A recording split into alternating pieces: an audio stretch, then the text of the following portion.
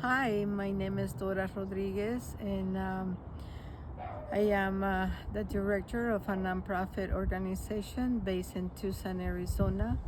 And we provide aid to our asylum seekers, migrants, and people who we visit along the border wall to provide some help. We also have a resource center in the town of Salvador, Sonora, which is right at the border wall of Salvador, Arizona. And it is a sort of story behind. I came when I was 19 years old to this country. I fled the civil war that was happening in El Salvador. I had just graduated from high school, and I wanted to become a social worker because that always been my passion, and I wanted it to. I always been in that mentality or heart of helping people, and since I remember when I was a kid, I was already helping mothers taking care of their kids, or I grew up and then I got involved in my Catholic church. So that was one of the reasons, because I had been part of a group with the nuns from the Marinol organization, and the government of El Salvador was after them right away when they started the war. And I was at the perfect age that you were just the target for the death squads, and they wouldn't take you, and they wouldn't ask or tell you why they were taking you. So it was terrifying. And I had my siblings, my sister and my brothers and my mother, but they were younger, and really I was the person that was so vocal in my family. And my mother always said, if you don't leave or we do something about it, it's dangerous. They can kill you. And sure enough, one night, I said about January of 1980, I was coming down after a church meeting with my youth group with the Marinol sister. And as soon as I got home, because we walked in El Salvador when I was growing up, I walked everywhere. We never owned a car. I never had a bike. We walked all over the place or take a bus. But in my small community, we will walk from our house to our church to the little park. And it was beautiful until the war came. And then that night that we were coming from our meeting, I got home and we heard gunshots, and it was screaming and crying. And when everything was quiet, we went back to where we heard the gunshots, and it was the leader of my group. His name was Rene, very young man, my age. And the government, the soldiers had just killed him, and he was left behind in the arms of his grandma. So all those things led me to think that I could be next. So I decided to come to this country. Me and my mother, of course, it's very hard decision to make, but I did. And I came 3 times. The very first time I came just with 5 friends, and we went to Tijuana. The journey was 5 days. We came in the bus, 5 of us, 2 guys and 3 girls, and we just took our backpack and started just going border after border. And when you are in a small group, it was less dangerous. But we got to Tijuana in the night that we jumped the wall, and I remember it was very dark. The wall was not as tall as it is now, and I was able to get pushed up, and then I jumped, and as soon as I land, the lights came on, and it was, of course, the first time I was ever apprehended or ever in trouble with the law. So I was terrified. I thought, I am done. I'm breaking the law. They're going to put me in prison. But back in the 80s, they were sending our people back right away. The soonest, it almost like right now, it was no chance to ask for asylum. I didn't even know what asylum was, and so within a week, I was back in my country, because I remember having my shoes still wet and mud in my pants, and then I got back to El Salvador. And then I waited for a little longer. When I got back, it was scary because I had to hide, because now the government knew, people knew that I left and I was back. So it was questioning, where did she go? And I remember I hid a lot. And in March of 1980, that's when they killed Monsignor Romero in my country. And he was just very, very scary and very dangerous, and us young people very angry about it. But in the meantime, I would see friends that disappear and they will never come back. So it was very hard to be with a life. And then in the middle of May, my aunt from California said, well, we can help you to pay somebody to bring you, and it can be safe. So my uncle and my cousin, who was 17, and my uncle was 40, we decided to pay somebody $2,500 in 1980 to now is almost $10,000. And that's what people's paying right now. So we decided to hire these 3 smugglers from El Salvador. And the day that we left El Salvador, in the beginning well, we did 2 trips. So this one was like a very end of May to the beginning of June. And then we did the trip. We came in a journey with 45 people from El Salvador. There were women, children, men, young people in the bus. But we became a family. The journey was 7 days in the bus, and going through rivers, going through mountains in Mexico. It was not that it was so easy to just hop in the bus and go, because we had to cross 2 borders illegally. So when we got to the border town in Yuma, Arizona, it was the same story. We walked so many fields where they grow vegetables, and it was dangerous because of the pesticides. And I remember the smugglers were giving the babies pills to put them to sleep so they wouldn't make a noise. And then we were at the last, we jumped a canal, and then we jumped the canal, and as soon as the last person jumped, the lights came on. So we were apprehended again, and it was people running all over the place, babies crying, men running, hiding in the mud and in the water. It was terrible. But I got apprehended and I was taken to the station, and within less than a week I was back in El Salvador. But and every time it was so scary, because I knew that they're now gonna think, okay, she has something to hide. Why is she leaving? And with the smugglers, we're giving 2 chances. So the smugglers said, okay, we're gonna leave soon. Just stay in touch. We're gonna leave soon. So I went back home from the capital in San Salvador, went to Santa Ana, stayed there for a couple of weeks with my mom and my siblings, who they keep telling me, don't leave anymore. We're scared for you. And my mother saying her prayers and doing all her things, like taking me to people to bless me and do these special prayers for me to be safe, and fixing my underwears with my little money and my underwear and my phone number, just to protect me. And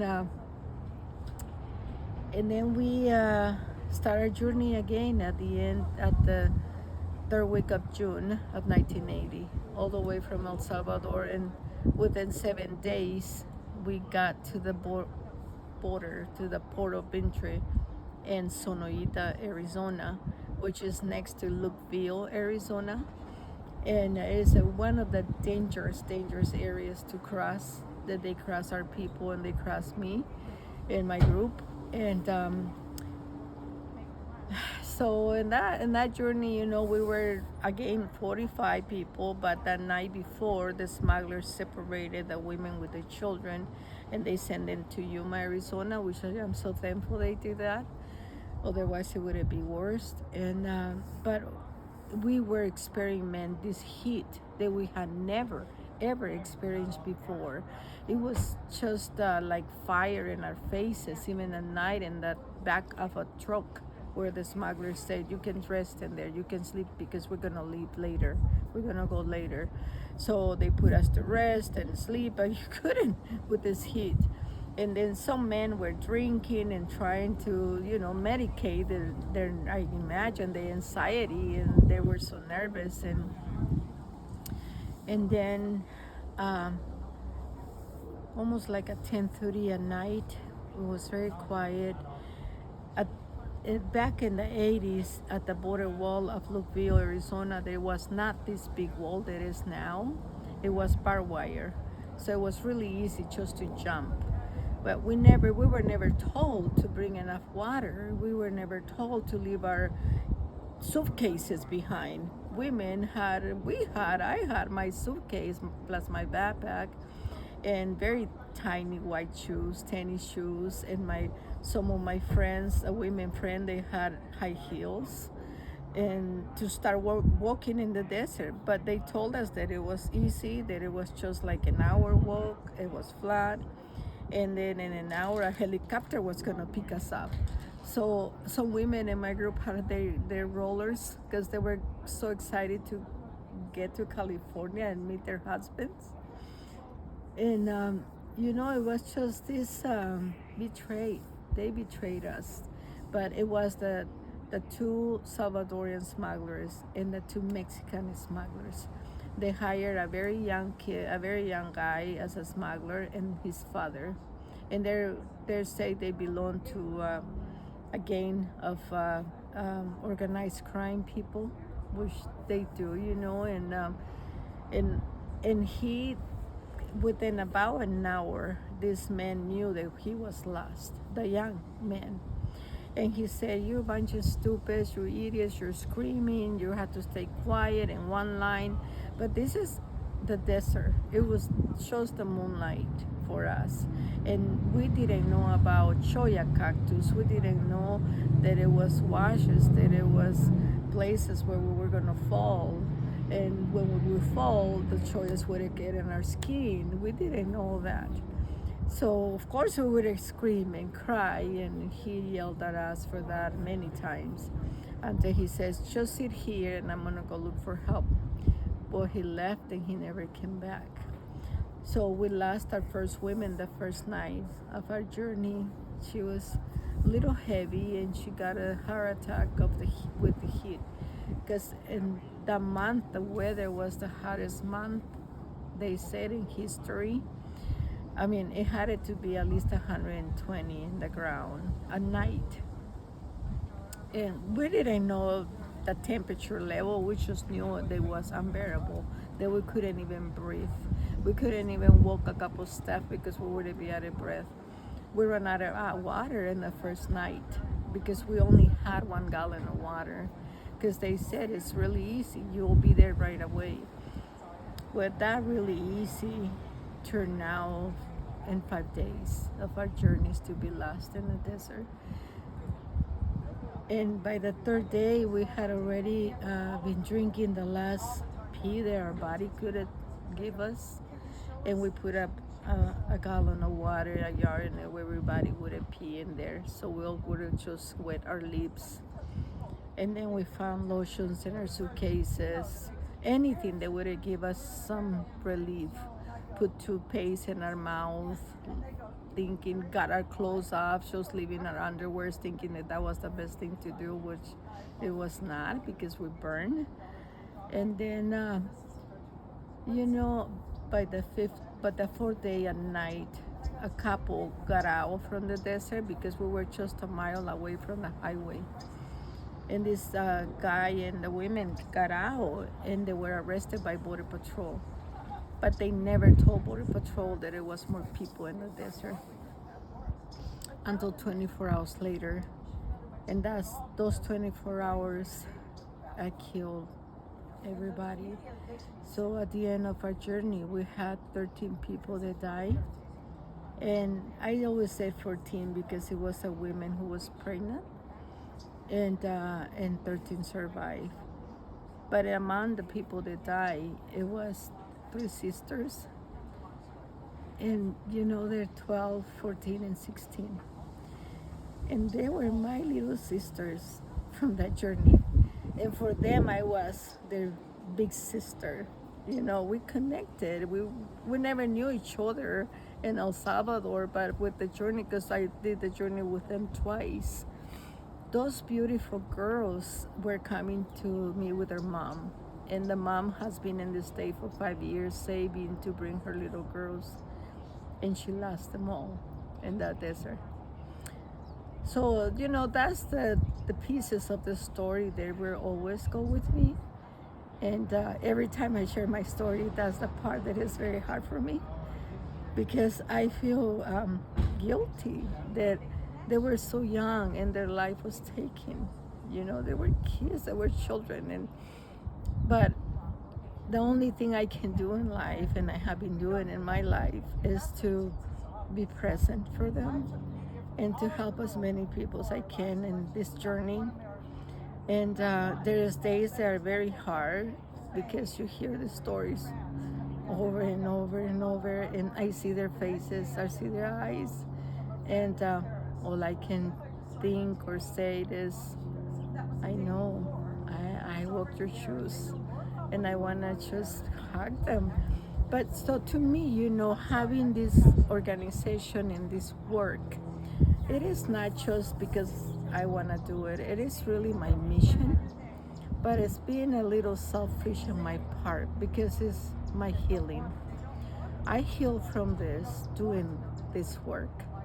This is how I have become this trauma. That I had my children. I have 5 kids. They're now growing up. And my kids never knew details of my story until they grew up.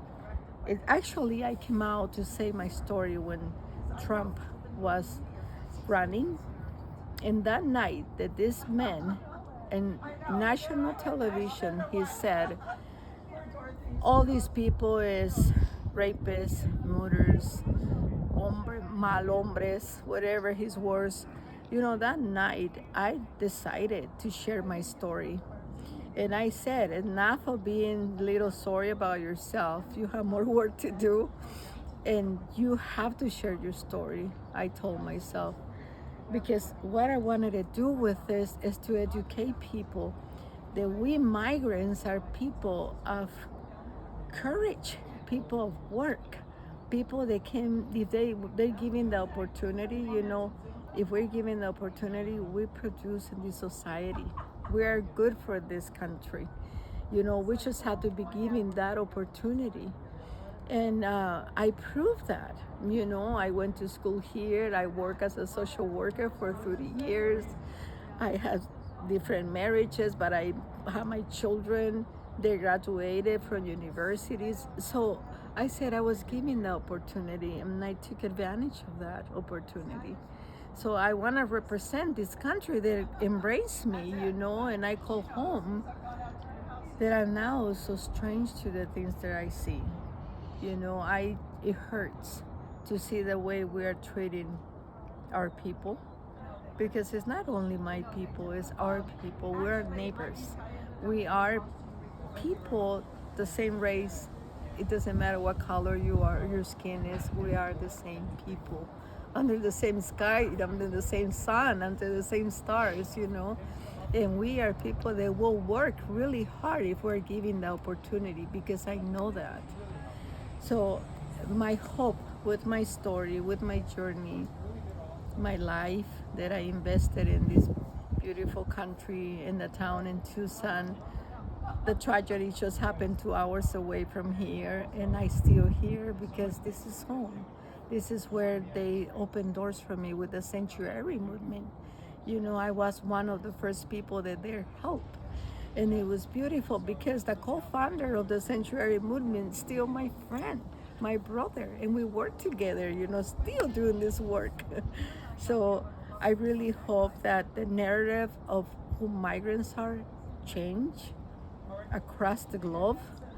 And migrants are not just people that get their life in a backpack and start walking and say, I'm leaving because it's fun. We live because we fear for our life. We live because people need to give food to their children.